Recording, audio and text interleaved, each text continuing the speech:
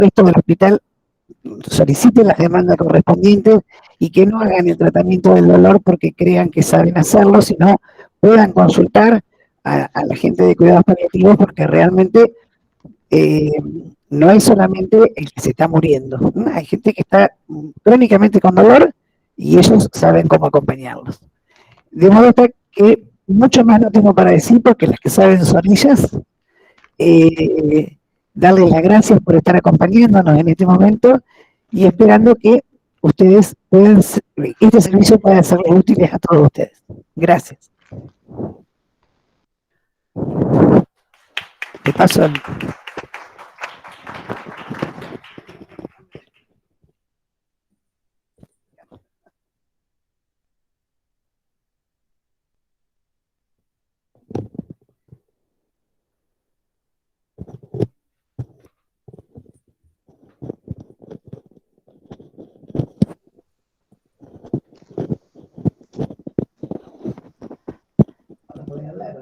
Sí, puedo hablar. Muchas gracias por su presentación. Bueno, hola, buen día a todos. Mi nombre es Noelia Botassi, soy la vicedirectora del hospital y bueno, voy a presentar esta jornada en el marco del mes de los cuidados paliativos. Vamos a dar inicio a la primera de las 3 jornadas que van a llevarse a cabo sobre la reflexión de la importancia del acceso de los cuidados paliativos. Las próximas jornadas se van a dictar los próximos viernes, el día 22 y 29 de octubre a las 10 de la mañana. El día 22 se dictará el abordaje interdisciplinario de los cuidados paliativos y la intervención psicosocial. Y el día 29 se hablará sobre el rol de la enfermería en cuidados paliativos y cómo acompañar y transitar los procesos de duelo.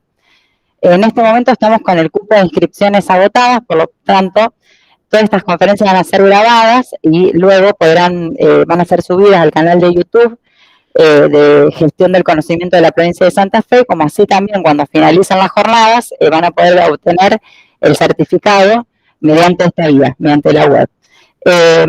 Dicho esto, vamos a dar comienzo, voy a darle la palabra a Gabriela Capalo, que bueno, es médica especialista en clínica médica en cuidados paliativos.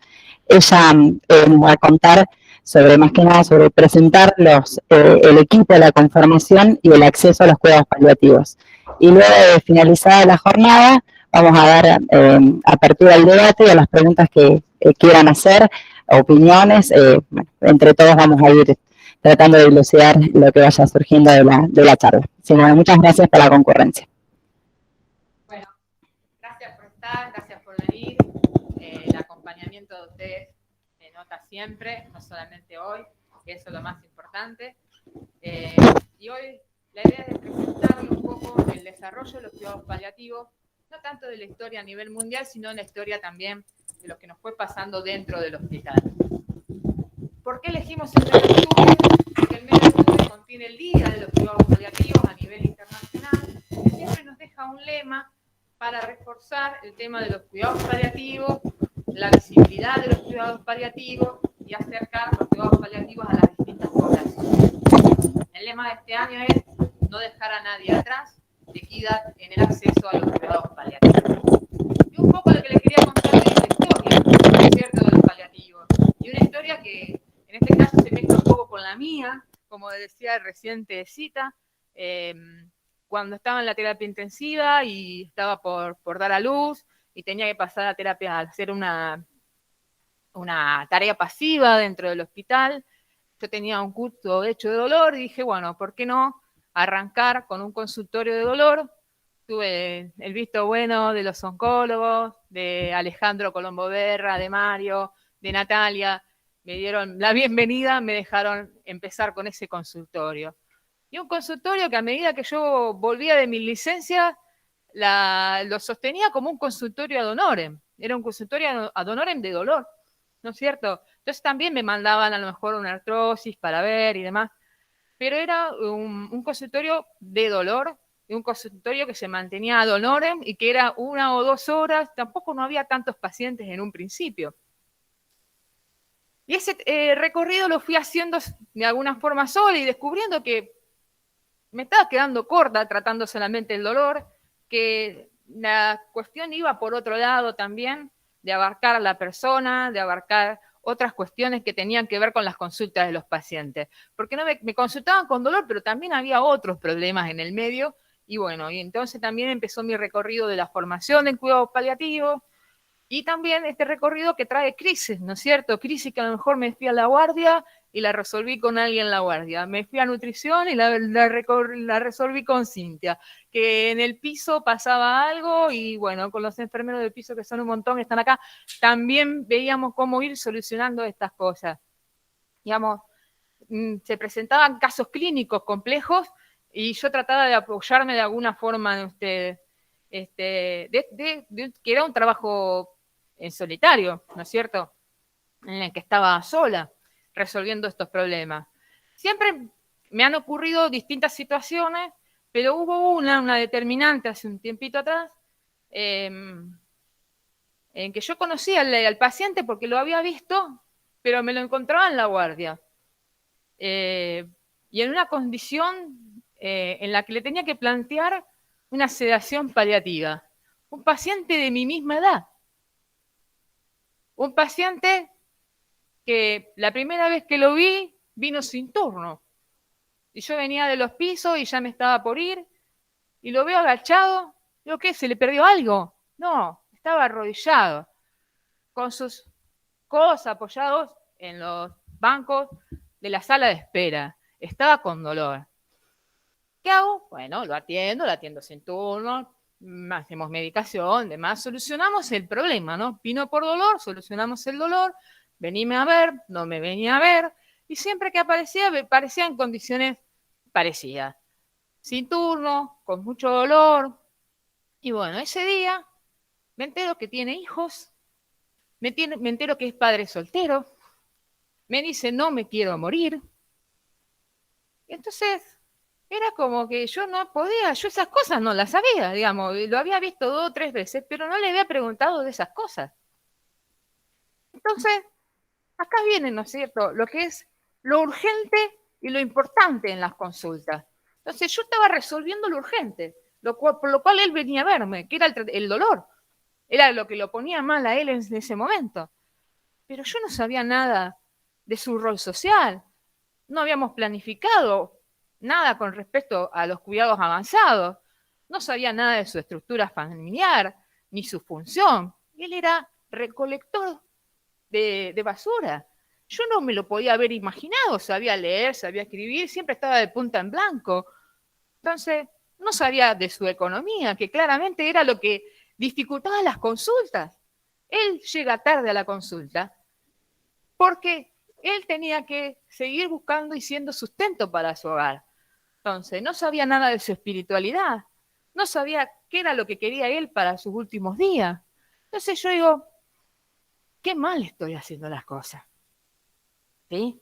Porque con esto de yo puedo, me estaba dando cuenta que no podía, que estaba viendo solamente una realidad de la persona. ¿Sí? Entonces, lo traigo a colación esta imagen de los sabios ciegos que no conocían un elefante y lo ponen a los sabios ciegos a evaluar y que definan qué es un elefante. Y el que le tocó los colmillos dijo, es liso, es puntiagudo, el elefante es algo liso y puntiagudo. El que le tocó la cola dijo, es una cuerda, parece una soga, y dijo que era una soga. Entonces, yo me veía en esta realidad, me veía tocando un pedacito de la realidad que no estaba pudiendo ver el todo. Y entonces, en ese entonces, apareció una pandemia, ¿sí? Una pandemia que irrumpe en nuestras vidas, en nuestro atender cotidiano, no podemos llevar a los chicos a la escuela y un montón de cosas. Y a nivel de nuestro cuidado, de nuestra atención, venían las informaciones de España y que bueno, y que los paliativos entonces tienen que salir a sedar a los pacientes que se quedaban sin recursos, que por suerte no hubo que hacerlo acá, pero era algo de lo que se estaba planteando. Entonces yo decía, ¿cómo yo voy a plantear la sedación por falta de recursos? Sí, yo lo charlo con los pacientes, son pacientes que yo conozco, familias que yo conozco, era una situación, bueno, muy compleja. En esa cuestiones complejas empezamos a dar charlas dentro del hospital que tenían que ver con comunicación, que tenían que ver con sedación paliativa. Fui invitada por la doctora Teresita Guío a participar de algunas comisiones. Entonces un día le digo, doctora, usted tenga en cuenta que yo más adelante le voy a pedir una enfermera, una psicóloga y un trabajador social. Quiero que armemos un equipo de los cuidados paliativos. Y ella me respondió, ¿y por qué no ahora? ¿No es cierto? Entonces, ese ¿y por qué no ahora? Fue el visto bueno de Teresita para la conformación de lo que es ahora el equipo de cuidados paliativos, que ya tiene un año de rodaje, ¿sí? Así que bueno, esta crisis, este momento de crisis, trajo este equipo de trabajo paliativo con Viviana Pardo, de trabajadora social, Ruth Bryan, de enfermería, con Emilia Salas, de psicología. Bueno, y a todo esto vamos a tratar de definir un poco qué son los cuidados paliativos. ¿Qué hacemos? ¿Qué hablamos cuando decimos cuidados paliativos? Son los cuidados con la asistencia activa, holística, de personas de todas las edades con un sufrimiento grave relacionado con la salud, debido a una enfermedad severa. Se focaliza especialmente en quienes están cerca del final de vida y su objetivo es mejorar la calidad de vida de los pacientes, las familias y sus cuidadores. Pero también podemos decir que es un proceso biográfico. ¿Por qué? Enrique Benito, que es el encargado de la parte espiritual, de la espiritualidad, de la SEPCAL, de la Sociedad Española de Cuidados Paliativos, dice, es tratar a las personas en un proceso de deterioro, de pérdidas continuas y progresivas, caracterizadas por el sufrimiento y la proximidad de la muerte, que casi siempre es intuida o percibida por el paciente y la familia. Es, por lo tanto, no un proceso biológico, sino un proceso biográfico. Bueno, ¿cuáles son los beneficios de los cuidados paliativos? Mejora el manejo de las enfermedades graves, mejora la calidad de atención, mejora la concordancia entre el tratamiento y lo que quiere el paciente, ¿sí? Satisfacción del paciente y la familia también es un buen punto, ¿no es cierto?, del manejo del quehacer diario.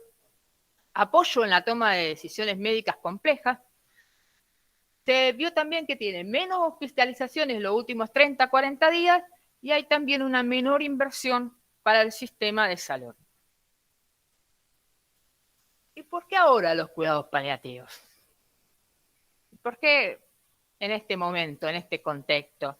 Bueno, elegí estas fotos, ¿no es cierto?, de dos actores veteranos, tan mayores ya, que han hecho de detectives, cosas de acción, galanes, ¿no es cierto? Y que en esta serie hacen de hombres maduros, ¿no es cierto? Con problemas de hombres maduros. Entonces vemos que hay un envejecimiento de la población. Se calcula que 1 de cada 3 individuos desarrollará cáncer y el 60% de ellos será en los países del tercer mundo. El 60-75% de la población va a morir en un periodo de una enfermedad crónicamente evolutiva. Es entonces la cronicidad un problema mundial. Vemos que 40 millones de personas necesitan cuidados paliativos cada año. 39% van a tener enfermedades cardiovasculares, 34% cáncer, un 10% neumopatías crónicas. El HIV-Sida también son pacientes que son pasibles de cuidados paliativos, así como las complicaciones de la diabetes. Entonces, ¿cuáles van a ser los objetivos de los cuidados paliativos? Vamos a ver que incluyen la prevención, la identificación precoz, la evaluación integral y un control de los problemas físicos, así como el sufrimiento psicológico, el sufrimiento espiritual y las necesidades sociales que se presentan. Brindan apoyo a los pacientes para ayudarlos a vivir lo mejor posible hasta el día de su muerte, ¿sí? La idea es sumar vida a esos días, que puedan ser vividos de la mejor manera. No pretenden acelerar ni posponer la muerte. Es algo que tiene que ver, que es un proceso natural, ¿no es cierto? Entonces, no es que nosotros vamos en contra de ella. Brindan apoyo a la familia y a los cuidadores durante la enfermedad y durante el propio duelo. Facilitan una comunicación efectiva. A veces hay que hacer acercamiento entre las distintas especialidades y tratar de ir entendiendo y viendo qué es lo que quiere el paciente, qué cosas sí, qué cosas no. Por eso esto de que facilita la comunicación. Te proveen reconocimiento y respetando los valores y las creencias culturales de cada paciente, ¿sí? Hemos tratado con pastores, hemos tratado con sacerdotes, con otras cosas espirituales que cada uno también. Y son aplicables a todos los niveles de atención médica. Los cuidados paliativos, la mayoría de los cuidados paliativos se pueden brindar en el primer nivel de atención. Entonces, un médico generalista, un enfermero que tenga buena direccionamiento, que tenga buena mirada y con alguna formación básica en cuidados paliativos, puede estar brindando cuidados paliativos. Bueno, tratando de hacer una síntesis de estos objetivos, ¿no? Es el alivio de lo que se puede evitar, es adaptarnos a lo que no podemos evitar, tener una garantía de atención, porque muchas veces hay una cuestión, una dicotomía, ¿no? Que si me pueden hacer algo, tengo atención. Si no me pueden hacer nada, no tengo atención. Entonces, está bueno esto de garantizarle, no pasa nada si no comes. Te vamos a seguir viendo igual. No pasa nada si tenés dolor. Vení, contame que vamos a ver cómo lo resolvemos, ¿sí? Promoción de la calidad de vida, de la autonomía, del bienestar del paciente y la familia, porque el centro de atención no es la enfermedad. El centro de atención es el paciente y la familia, y lo que ellos quieren. Y ellos tienen autonomía, y de alguna forma es empoderarlos a ellos en la toma de decisiones, en lo que sí quieren, en lo que no quieren, en este momento tan particular de su vida. Bueno, ¿a quiénes están destinados los cuidados paliativos? Desde que nacemos hasta el más viejito, digamos, todos los miembros de la familia pueden necesitar cuidados paliativos en algún momento. Una forma de identificar pacientes que tienen necesidades de cuidados paliativos es a través de algunos test que se basan en una pregunta sorpresa, que se le puede hacer al médico de cabecera, que se le puede hacer al familiar. ¿Les sorprendería que este paciente muera a lo largo del año próximo? Si no les sorprende, podemos aplicar estos test. Uno es de las necesidades paliativas del NEPCAL, que está en español, y otro es del SPIC, que es en inglés. Pero básicamente nos sirven para incorporar a lo que naturalmente se cree que es de paliativos, que son los pacientes oncológicos, para incorporar las enfermedades crónicamente evolutivas no oncológicas, como puede ser una CD, una insuficiencia cardíaca terminal, los pacientes que tienen algunas complicaciones de diabetes, los pacientes con una enfermedad pulmonar agresiva. Bueno, les voy a contar una historia, algunos la conocen, porque estuvo mucho tiempo internada en el piso, una paciente de oncología con un cáncer de mama, llamaba Sabrina y Jonathan, ¿no? Son los dos actores de esta foto. Sabrina tiene un diagnóstico de un cáncer de mama avanzado, recibe tratamiento con quimioterapia, con muy mala tolerancia a ella. Se quedaba con inmunodeprimida, hacía infecciones, con la intolerancia gástrica, terminaba las quimioterapias, no podía caminar, estaba en silla de ruedas, y así pasó mucho tiempo. En algún momento ella decide, tengo la metástasis hepática, tengo las metástasis óseas, yo no me voy a curar, estas quimioterapias me están haciendo mal, habla con el doctor Astesiano y decide no hacer más quimioterapia, ¿sí?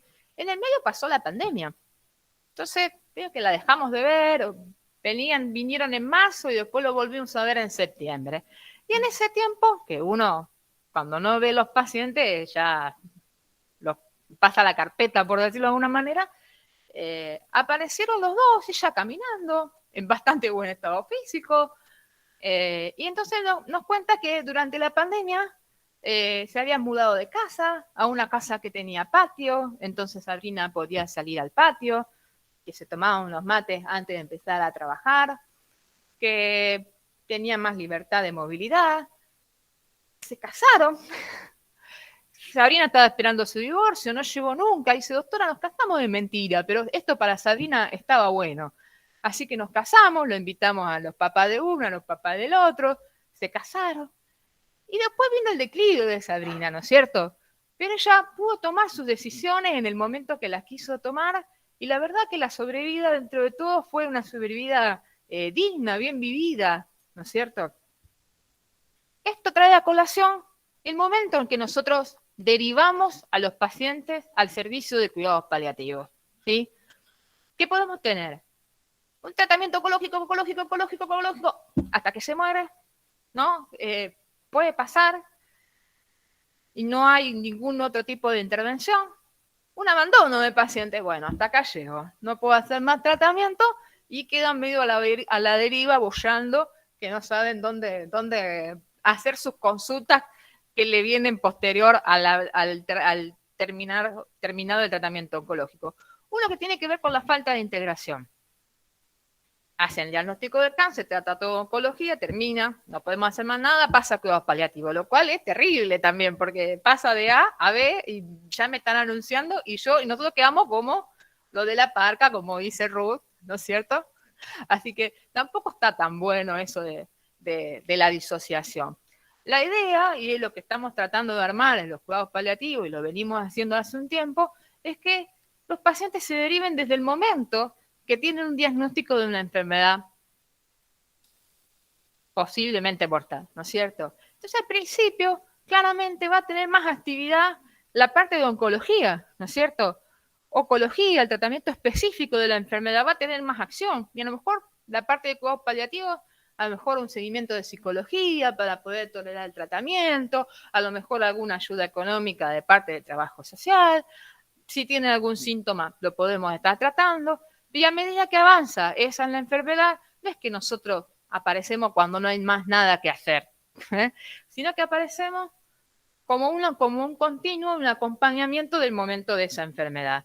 Y por supuesto, y que nos ha pasado, y esto es lo lindo, digamos, de poder tener un equipo, es que el duelo también forma parte de la enfermedad, ¿sí? Cuando los pacientes no están, la familia queda en el duelo y a veces no lo pueden manejar bien. Y por eso también es importante la conexión con los paliativos, porque a veces la familia necesita resolver algunas cuestiones que las resuelve después de muerto el paciente durante su etapa de duelo. Que nos ha pasado, ¿no es cierto?, que pacientes que vimos pocas veces, que ahora que tenemos el teléfono, tenemos la conexión y que la vienen a buscar a Emilia para ese proceso. Bueno, y acá hay varios trabajos que hablan de la derivación oportuna, la derivación temprana en los cuidados paliativos, redunda en menos visitas al servicio de emergencia, menos hospitalizaciones, menos muertes hospitalarias, menos agresividad al final de la vida, mejor calidad de vida, mejor control de síntomas, mayor satisfacción del paciente, un tratamiento menos agresivo sobre el final de vida y algunos dicen también algo más de sobrevida. Mejora las tasas de ansiedad y de depresión, y esto que decíamos antes de que reciben menos cuidados agresivos sobre el final de la vida también fueron demostrados en varios estudios. Entonces acá tenemos un poco el concepto de lo que es el dolor total, lo que yo le decía al principio. Yo me daba cuenta que con la morfina sola no alcanzaba, ¿no es cierto? Que había otras aristas, este elefante que yo no podía abarcar sola, y que tiene que ver con el dolor social, con el dolor de las pérdidas de ese rol social. Antes yo salía a trabajar, ahora no puedo hacer nada, eso sobre todo los varones, ¿no es cierto? El dolor psicológico, el dolor físico claramente también está, y el dolor espiritual, yo no soy yo no soy así, doctora, yo no soy yo era otro, pero ahora estoy así. Entonces, todas esas pérdidas que tienen, que ocasionan la enfermedad, también están incluidas dentro del dolor total.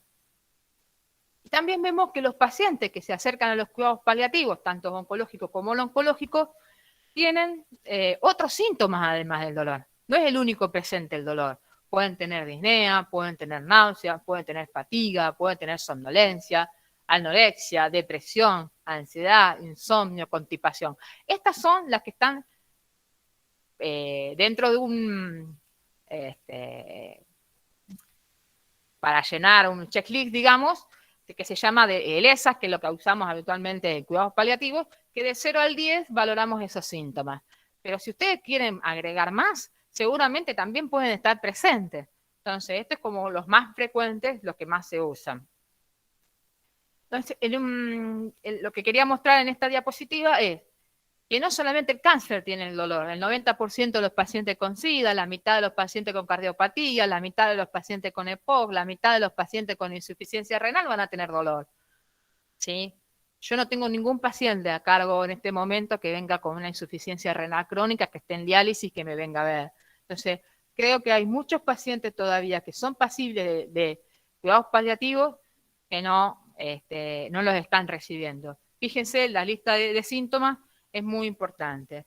Y en un trabajo que habíamos hecho hace unos años atrás con Albertina, que hablaba del dolor en los pacientes internados con la enfermedad oncológica avanzada, veíamos que la carga sintomática, o sea, ¿qué significa carga sintomática? Significa tener un síntoma en un valor mayor o igual a 4, o sea, ya un dolor moderado o una disnea moderada, un síntoma que tiene que recibir tratamiento, ¿ok? Eso es lo que se llama carga sintomática. Veíamos que los pacientes que estaban internados tenían entre 5 o 7 o un poco menos, pero entre 5, la media de 5 síntomas que convivían con un puntaje de igual o más de 4 dentro de la misma persona, no solamente el tema del dolor. ¿Y quiénes pueden ofrecer cuidados paliativos?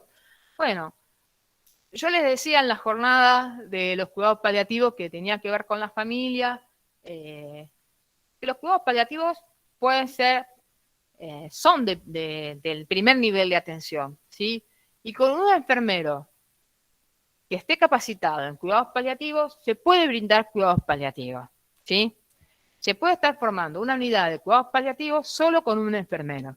Entonces, yo esto no lo digo de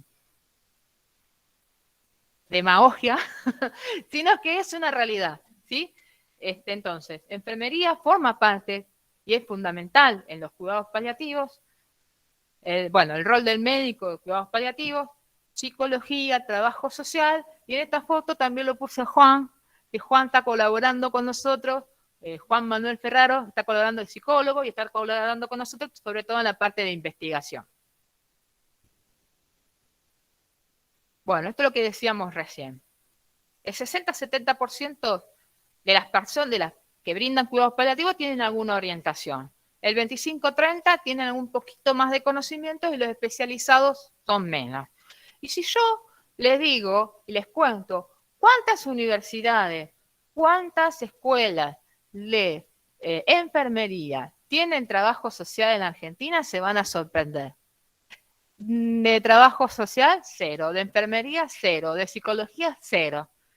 De medicina estamos un poco mejor, pero son muy poquitas. Y en la Facultad de Medicina de la Universidad de Rosario, este año con el tema de la pandemia, tampoco se pudo estar brindando lo que había, que era una materia electiva de cuidados paliativos. Ni siquiera está dentro de la currícula para que todos los médicos sepan de qué se tratan los cuidados paliativos y cuál es su abordaje. Entonces, estamos en un déficit muy importante de la educación. Bueno, el equipo interdisciplinario, como decía Teresita en un principio, no solamente es uno o aquello, a veces se puede sumar kinesiología, se puede estar sumando farmacia. Farmacia en los inicios de nuestro recorrido fue uno de mis más apoyos, porque teníamos también el tema de la farmacovigilancia, el tema de, mira que este paciente ya se llevó medicación, entonces empezamos a armar cuestiones que tenían que ver con la farmacovigilancia, o le decía, pero Gaby, me parece que no entendió cómo tomar la medicación, entonces me lo mandaban de vuelta, y estuvo bueno también esas cuestiones. También nutrición colabora mucho con nosotros, y obviamente para cada caso va a haber un equipo especial, porque a lo mejor uno necesita un apoyo espiritual, a lo mejor otro necesitará apoyo de otras cuestiones. Entonces, para cada paciente va a haber un equipo interdisciplinario. Entonces, un poco contarle cuál es nuestra modalidad de trabajo, que esta primer consulta a la que asisten los pacientes, intentamos que sean equipo, para de esta forma tratar de identificar en forma temprana las necesidades de cuidados paliativos. ¿Sí? Lo que también hacemos desde las primeras consultas es identificar el cuidador primario. A veces es re fácil, a veces es muy difícil y a veces no lo encontramos nunca. Pero bueno, el tema del cuidador principal es muy importante porque es con el que nosotros nos vamos a manejar durante la enfermedad. Todo eso lo estamos registrando en una historia clínica unificada, digamos, y tenemos en general un referente telefónico con el que nosotros nos podemos comunicar. Con el teléfono del equipo, anteriormente lo hacíamos de otra manera, pero con el teléfono del equipo, con el de la flota, digamos, es mucho más sencillo comunicarnos con nuestros pacientes. Entonces, si yo el miércoles indico opioides fuertes, Ruth el viernes está llamando y está preguntando cómo toleró esa medicación, si tuvo efectos adversos, si tuvo náuseas, y implementando algunas medidas básicas para las que llegue mejor a la siguiente consulta. Entonces, podemos tener estos contactos de mensajería instantánea. Ellos saben que a la mañana funciona el teléfono, después no, pero nos mandan mensajes, a la mañana temprano los leemos y ya vamos resolviendo algunas cuestiones. Tiene un valor muy importante, sobre todo los pacientes que no son de Rosario, los que son de afuera de Rosario, que entonces nos permite que nos podamos comunicar con el SAMCO, que podamos estar viendo algunas cosas antes de que el paciente llegue a la guardia del hospital, sin turno, con dolor, mal manejado. Entonces, de alguna forma ese es el intento, que si vienen acá, que sea con una cuestión para resolver en agudo. Y bueno, en algunas videollamadas hemos hecho también a aquellos pacientes que no se podían desplazar. Entonces vienen los familiares a buscar la receta, pero con él hacíamos la videollamada para decirle cómo está, que tenés algún problema y que nos cuente él ellos de primera voz, de primera vez cuál es la necesidad. Entonces, la historia clínica de cuidados paliativos interdisciplinaria, la investigación. Estamos iniciando una investigación acerca de la complejidad de los casos clínicos que se presentan a nuestra unidad, lo que tiene que ver con la educación, lo que tiene que ver con la farmacovigilancia que le comentaba recién, y la disponibilidad de fármacos de uso de cuidados paliativos. Son muy poquitos. El paquete de medicamentos esenciales para los cuidados paliativos son solamente 13. Entonces, en un inicio no había releverancia, acababa rápido, bueno, todas estas cosas están en mejoría, lo mismo pasaba con el tramadol, ahora no pasa que no haya tramadol, pero bueno, son cuestiones que las fuimos trabajando en este tiempo. También tenemos proyectos, seguimos proyectando. Bueno, seguimos proyectando. Bueno, tenemos como una idea, como en el tintero, son proyectos grandes, uno siempre le va para adelante, pero bueno, uno tiene que ver con la internación domiciliaria abocada a los cuidados paliativos, otro que tiene que ver con potenciar la articulación entre los primer, segundo nivel y tercer nivel de atención, talleres para los pacientes y las familias, que en este tiempo de pandemia mucho no se pudieron hacer. Fue una sorpresa muy linda, la del otro día, en la reunión con las familias. Ale, vos tuviste, la verdad que fue muy, muy movilizador. Las cosas que nos decían, por decirlo de alguna manera, es que pusieron en común las familias en ese momento. Como por ejemplo, una que dijo, hoy puedo decir que mi papá murió feliz, digamos. Entonces, la participación al taller, la participación, agarran el micrófono y hablaban. Entonces, esta cuestión, digo, evidentemente hay algo que está faltando para integrar esas cuestiones. Bueno, la investigación, la publicación también es un proyecto nuestro, espacio propio de atención. En este momento estamos atendiendo y compartiendo, porque siempre fue así, porque nada es de uno, pero tener por ahí un espacio propio de atención en un primer piso donde los pacientes no tengan que subir escalera, también estaría bueno para todos los que trabajamos en el área de oncología. La construcción del voluntariado, porque hay muchos pacientes, por ejemplo, ahora hay una paciente que no tiene acompañamiento y que está incómoda en el sanatorio, en el hospital, y se quiere ir. Y le estamos planteando que a lo mejor se tiene que quedar unos días más y está incómoda y está sola, y entonces, bueno, a lo mejor un voluntariado que pueda acompañar estas situaciones podría colaborar en situaciones puntuales, no para todos, no para todos igual, ¿no es cierto? Siempre armando un plan para cada situación. Y algunas internaciones con camas propias de cuidados paliativos, también esto es un recontra el proyecto. Crecimiento del servicio, bueno, el necesitamos más recursos, lo transformamos en seguir haciendo lo mejor posible. ¿Sí? No nos centramos en lo que no teníamos, sino que lo podíamos hacer como lo podemos hacer.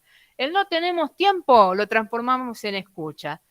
Nos planteamos algunos pocos objetivos, pero que sean firmes y que lo pudiéramos cumplir.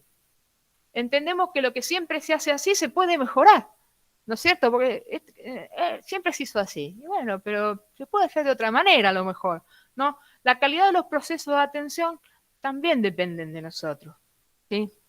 De brindar una buena atención. Y en el marco del Día Mundial de los Cuidados Paliativos, vemos que el 88% de las necesidades mundiales de cuidados paliativos no están cubiertas. Y la equidad en el acceso es un derecho humano. En todo el mundo, niñas, adultos con necesidades de cuidados paliativos sufren y padecen dolor porque no hay un acceso equitativo en la atención. Los cuidados paliativos son esenciales para aliviar el dolor y el sufrimiento físico, psicológico y social y espiritual relacionados con el COVID. Por eso también, de alguna forma, retoma un poco de fuerza el tema de los cuidados paliativos. Hay que formar, apoyar, equipar, financiar al personal sanitario para garantizar la equidad en el acceso a los cuidados paliativos para niños y adultos de todo el mundo. Garantizar el acceso equitativo a todos los niños y adultos que lo necesiten debe integrarse como parte del sistema sanitario de un país, incluso mediante reformas en la cobertura sanitaria universal. ¿Qué pasa en Argentina? El 85-90% de los pacientes que necesitan cuidados paliativos no tienen atención de cuidados paliativos.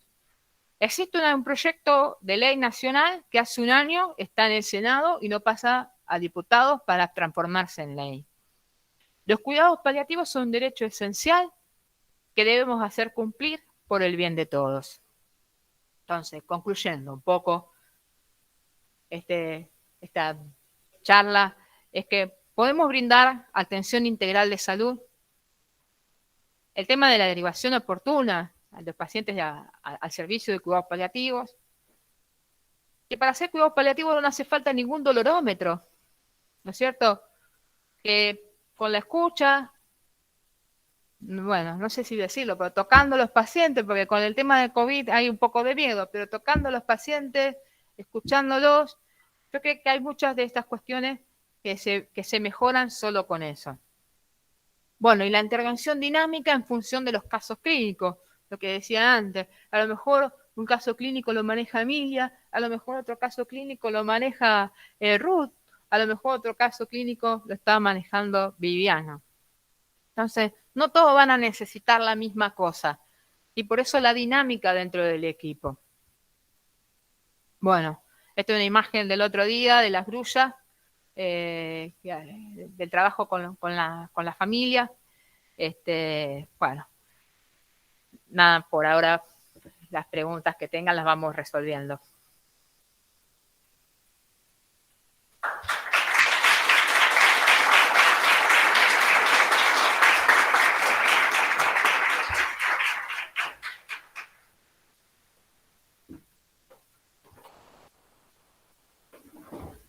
No sé si hay preguntas en el chat, preguntas acá.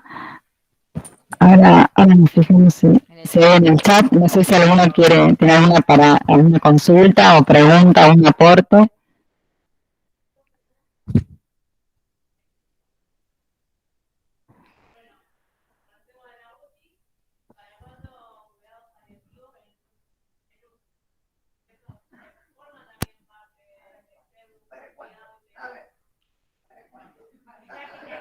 No escuché bien la pregunta. Sacate el barbijo y hacelo de nuevo.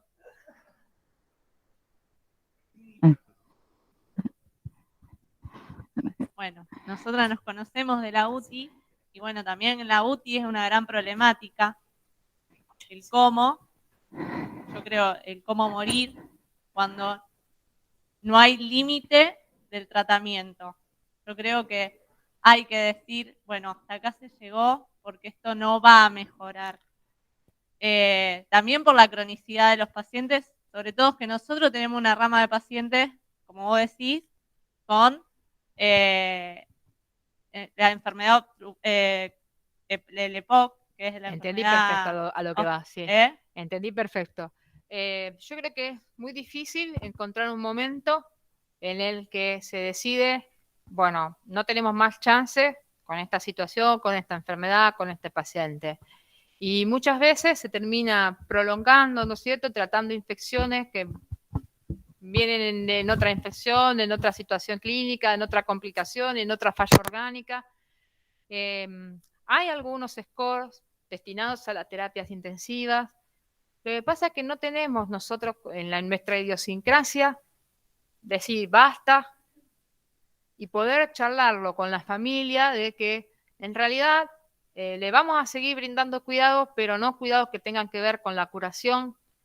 Es muy difícil afrontar a la familia esas cuestiones y no tenemos cómo en nuestra idiosincrasia esas cuestiones muy resueltas. Pero seguramente son cosas que la gente ya se empieza a pensar, ¿no es cierto?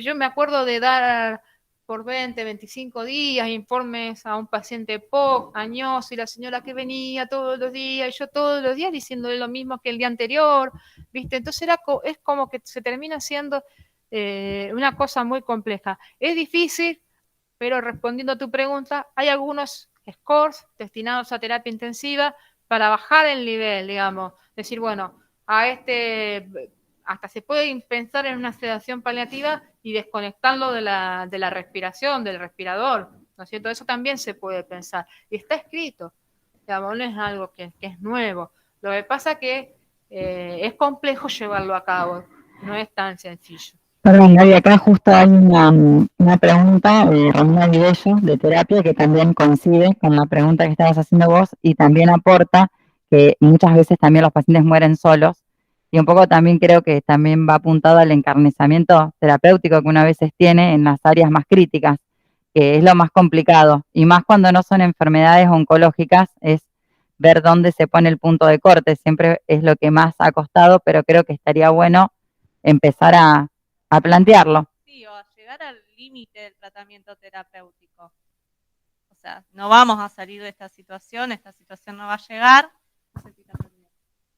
Entonces, bueno, a ver, ¿cómo abordamos a la familia? Porque yo creo que la pandemia nos demostró esto, que nosotros no atendemos a un solo sujeto, sino que atendemos a la familia y que la familia... La pandemia nos puso que en el lugar en el que nosotros podíamos estar del otro lado fácilmente, rápidamente y en un instante.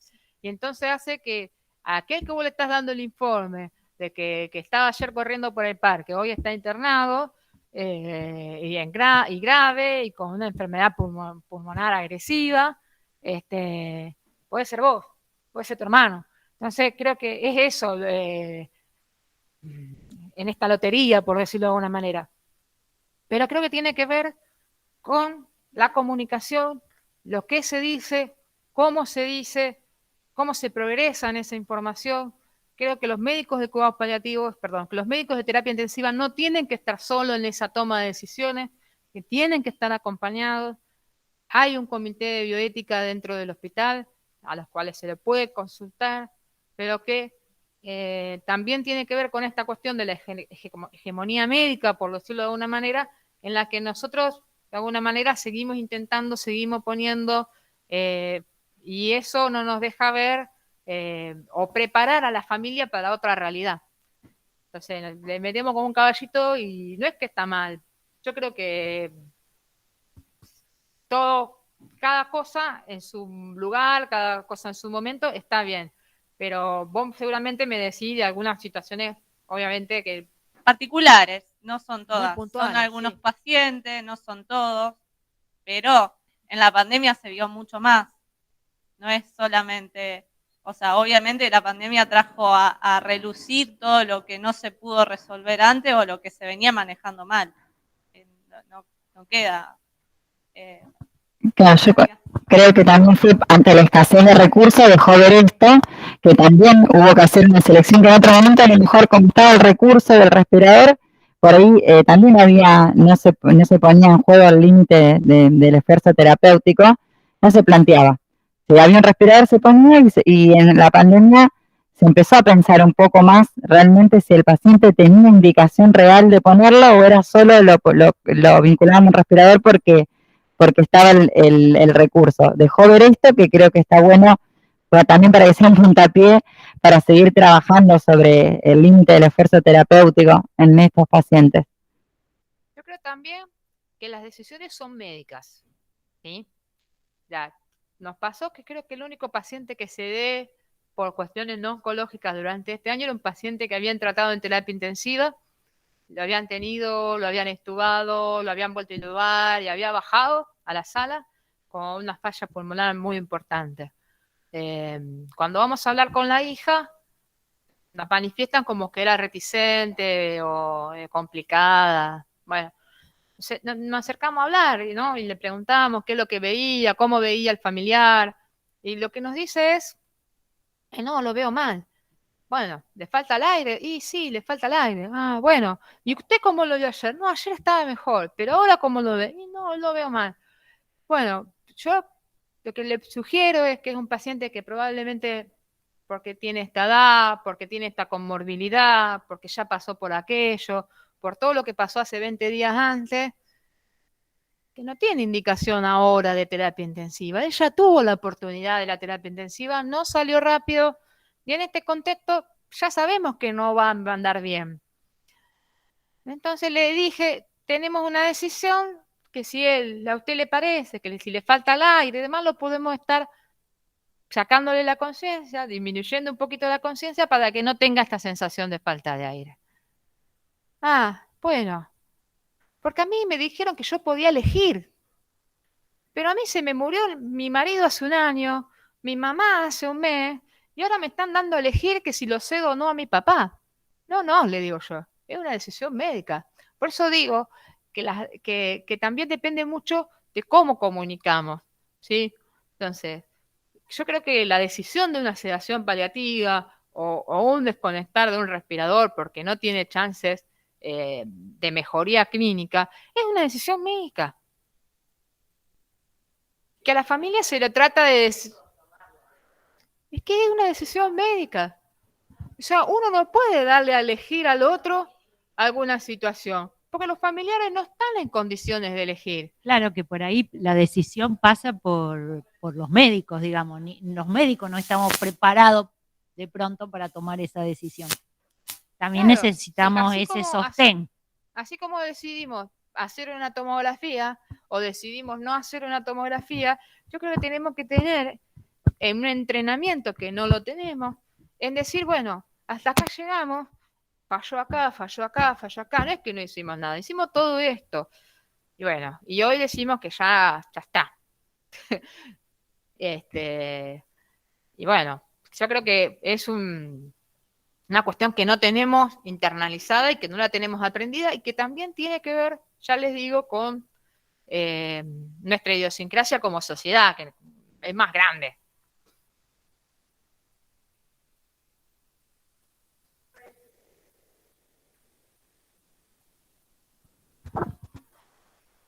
Un aporte. Lo que no tenemos nosotros internalizado desde la facultad es esto de que los pacientes se van a morir y nosotros también.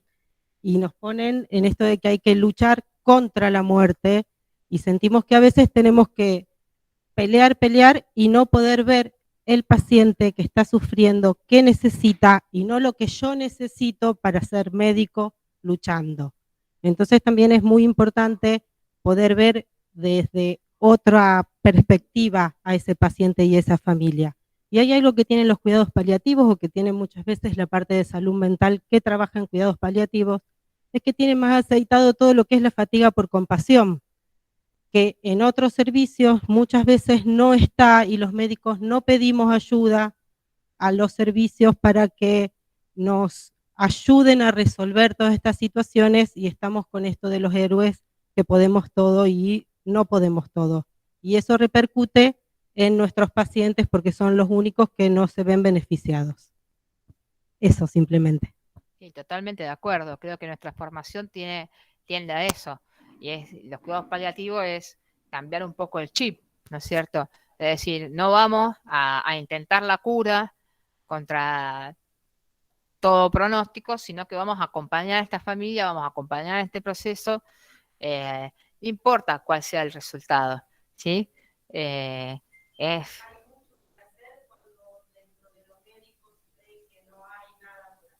Exacto. Bueno, acá hay otra pregunta, Lourdes Vanilla, que pregunta dónde queda la voluntad del paciente o los familiares. Estimo que tiene que ver con esto que decíamos que termina siendo una decisión médica. Pregunta esto.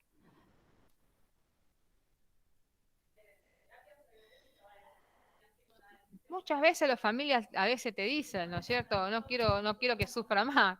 Nosotros como enfermeros nos damos cuenta hasta cuándo sí, hasta cuándo no.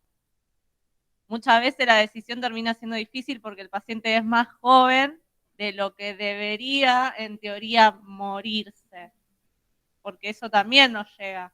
Y sobre todo con esta pandemia, que en el segundo pico bajó muchísimo, en más de 20 años bajó el paciente, la edad del paciente atendido en terapia intensiva, y que pacientes de más de 2 meses en terapia intensiva.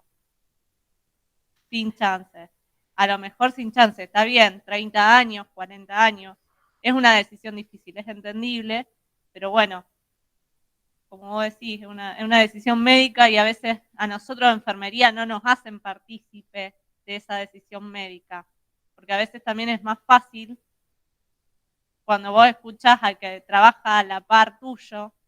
Bueno, no hay aparte creo que vos no hay ningún terapista acá, no vino ninguno. Y son colegas tuyos, a eso voy también.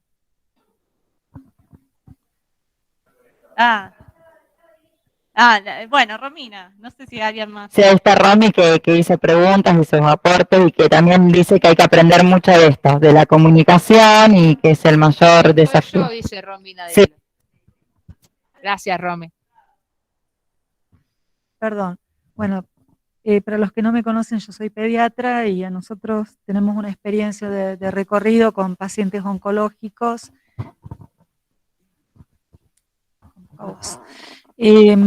Nosotros tenemos un recorrido de muchos años con pacientes oncológicos y esto ha hecho que muchas veces hemos necesitado de cuidados paliativos, digamos, sobre todo en situaciones terminales o cuando no hay chances por el tipo de tumor o el tipo de respuesta al tratamiento. En realidad también siempre creo que debemos trabajar en equipo. Esto que está planteando hoy ella es vital. Es decir, no alcanza una sola mirada. Creo que el sostén y el trabajo diario es de muchas miradas, de muchas escuchas y de muchos pareceres, porque también está el involucrarse, esto que ella dice, pacientes jóvenes que estuvieron 2 meses aún sin chances. Bueno, quizás no debe ser la decisión de una sola persona, sino de un equipo, y en este equipo, cuando yo hablo de equipo de salud, hablo de todos, no hablo de médicos solamente, sino hablo desde mi experiencia de trabajo. Nosotros en pediatría trabaja psicología, trabajo social, enfermería, y los médicos, los residentes, entonces de alguna manera tratamos de escucharnos entre todos, porque también está el involucramiento, es decir, está el cuánto me involucré, cuánto puedo ver, cuánto no, y a veces se corre un poco esto en el afán de encarnizamiento terapéutico. No, pero todavía nos queda más y todavía más y todavía más, y uno ve que el paciente no tiene tela para poder resistir otro tratamiento más. Y esto también es un punto final y se debe charlar y se debe discutir entre todos. A lo mejor es más liviano llevar esto entre todos porque lo que ella está planteando también es un sufrimiento de trabajo para el que está. Creo que muchas veces los médicos damos las indicaciones y nos vamos, y enfermería se queda al lado del paciente 6, 7, 8 horas, vuelve otra vez, día tras día, y obviamente también está más tiempo, y a lo mejor escuchó otras cosas que nosotros en el apuro de todos los días no estamos viendo o no estamos escuchando. Entonces creo que tenemos que trabajar en equipo, tenemos que aprender a escucharnos, tenemos que corrernos a veces de que uno solo tiene el poder y la sapiencia, porque creo que en medicina al menos nadie, y acuerdo totalmente con vos que cuidados paliativos no es dar un analgésico para el dolor o hacer un esquema, es también saber otras cosas. A veces es preguntarle al paciente qué tiene ganas de hacer. Es decir, en nuestro caso los chicos es jugar, pero quizás en un paciente más grande sea, no sé, pintar, sea escuchar música, sea leer, o no sé, lo que sea, ¿no? O ver a alguien o comunicarse con alguien. Entonces creo que eso es un recorrido y es un aprendizaje y me parece muy importante escucharlo de quién lo está pidiendo. Sí, gracias por tus aportes. Sí, es eso, ¿no? Cuando uno conoce a los pacientes, también puede tener idea de qué cosas les gustan hacer, como vos decías recién, o cosas quieren o qué cosas no quieren, y de alguna forma empoderarlos en la toma de decisiones frente a algunas decisiones médicas complejas.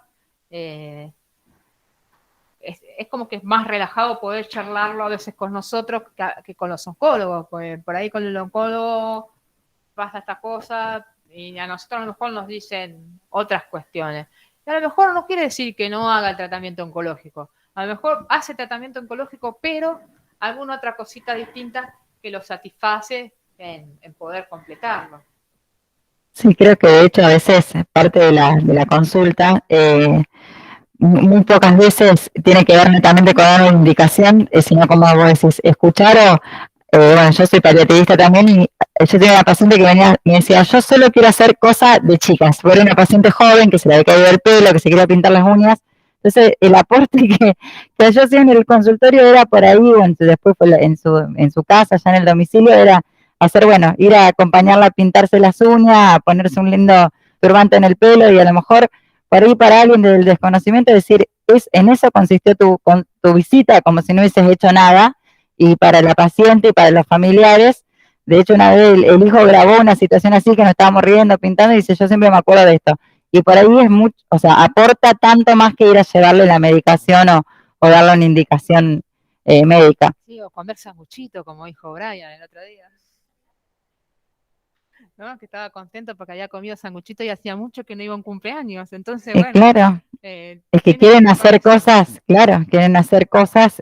También a veces cuando es tan rápida la pérdida de sus capacidades, más a los pacientes jóvenes, les pasa eso, la pérdida de autonomía, y que uno tiene que acompañar ese proceso. Entonces, por ahí cosas que por ahí nos parecen banales, para los pacientes son fundamentales. Y uno tiene que acompañar también ese momento como parte de la consulta. Parece importante. Bueno, no sé si tienen más preguntas para hacer. Cintia.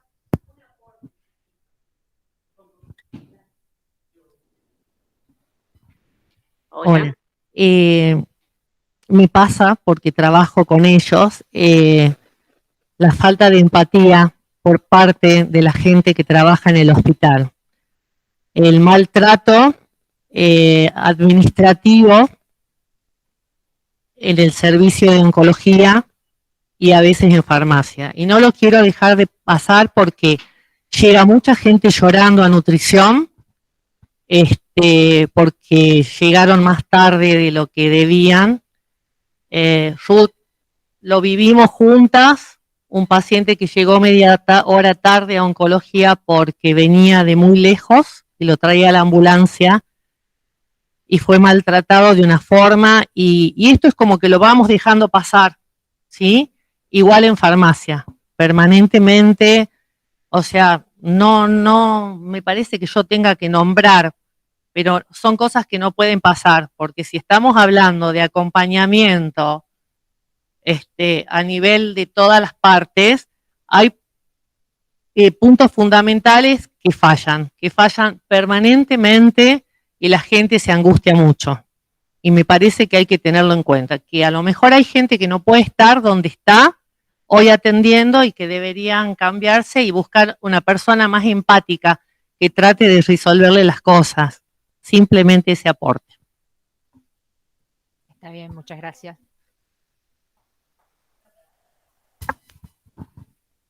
Sí, ya bastante complejo lo que tienen que pasar por una agresividad gratuita no tiene sentido, está bien.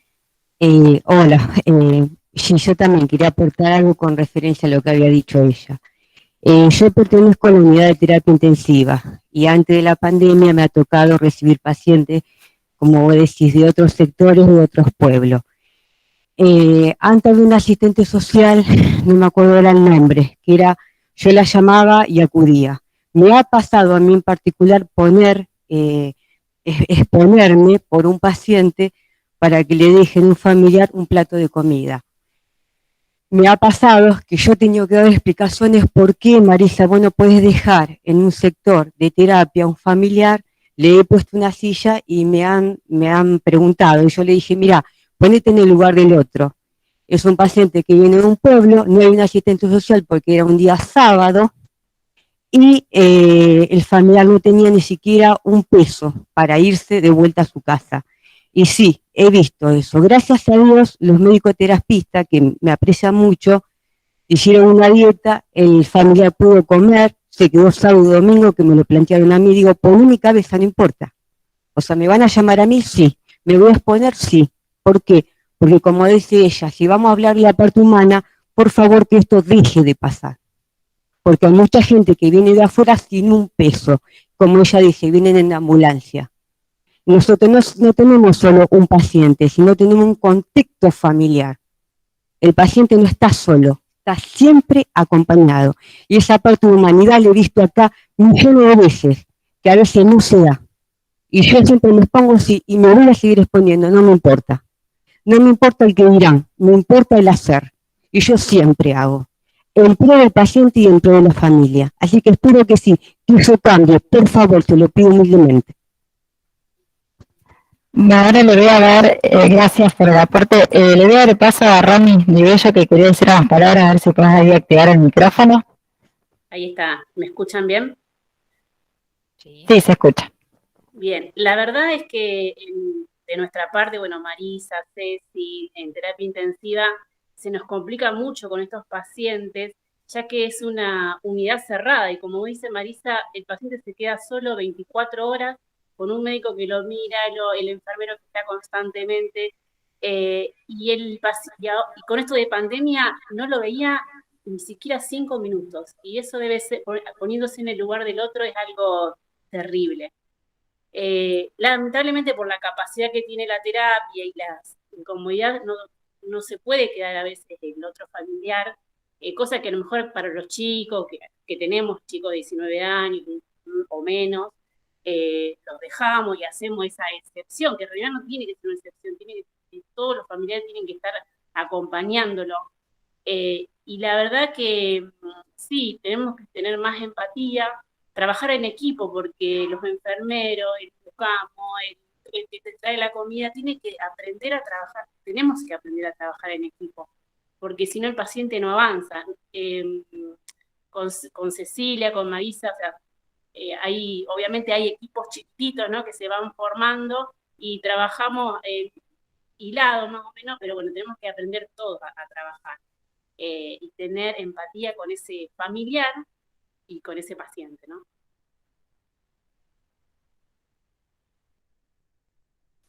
Gracias, Romy. Creo que es un cambio de paradigma, pero de alguna forma los médicos de terapia intensiva le piden algunas cosas, al clínico le pedimos otras, al de paliativo le pedimos otras. Entiendo la situación de esta pandemia, pero bueno, gracias por el aporte. ¿Alguno más que quiera hacer un aporte?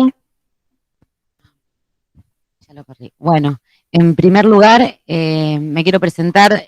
Soy la doctora Sonia Juárez, soy médica paliativista.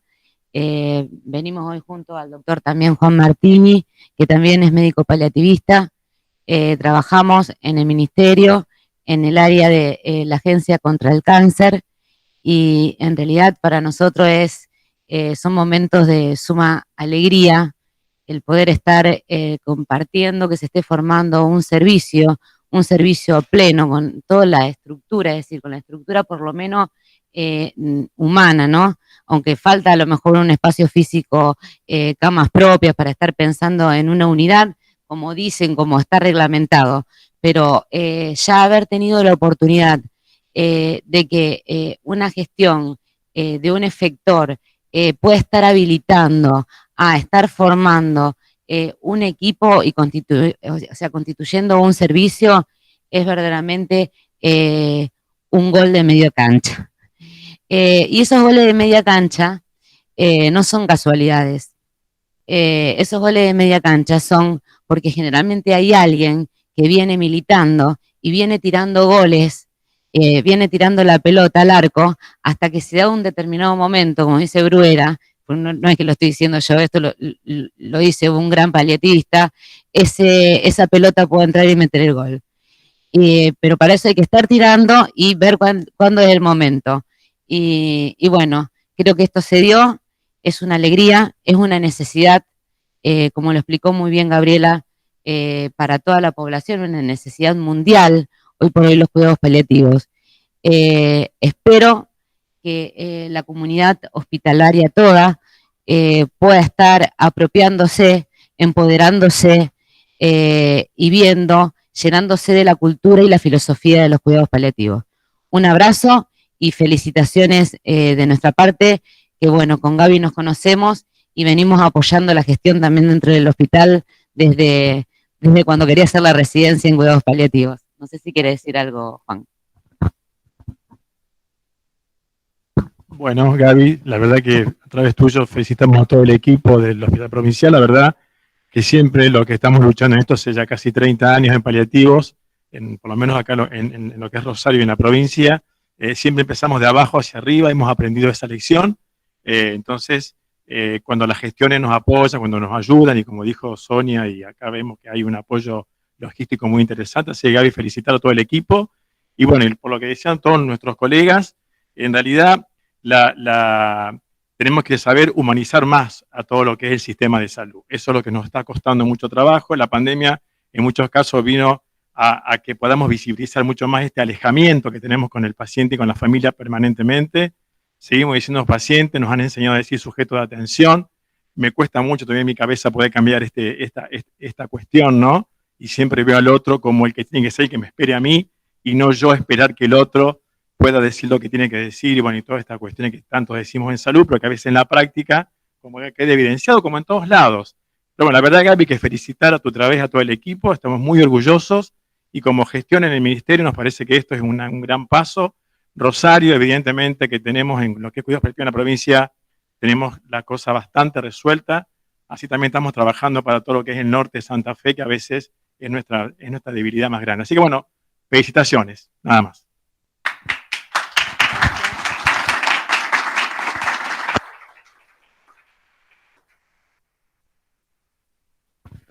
Un comentario respecto de esto de humanizar el proceso de atención, el sistema de salud, y que creo que también se desprende de los comentarios primeros de la compañera de UTI y la otra muchacha, en la cual que creo, ustedes me dirán si estoy errado o no, que la pregunta que se desprende al respecto es ¿quién cuida al cuidador?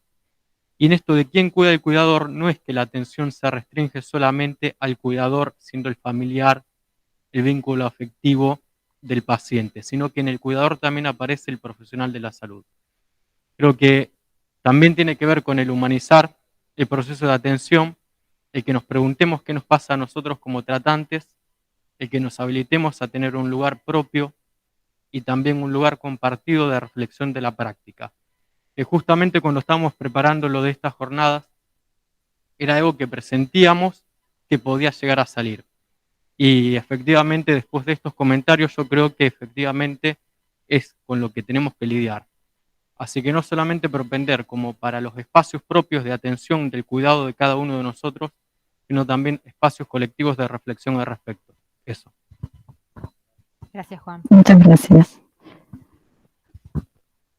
Acá hay otra pregunta del equipo de salud mental de Villocampo, en realidad porque no se han podido inscribir y preguntan si todavía pueden reincorporarse, más allá de que queden grabadas las conferencias, sí, después se pueden inscribir.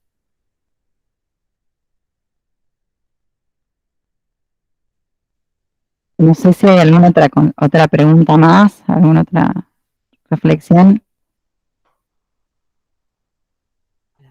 Bueno, gracias entonces. Gracias.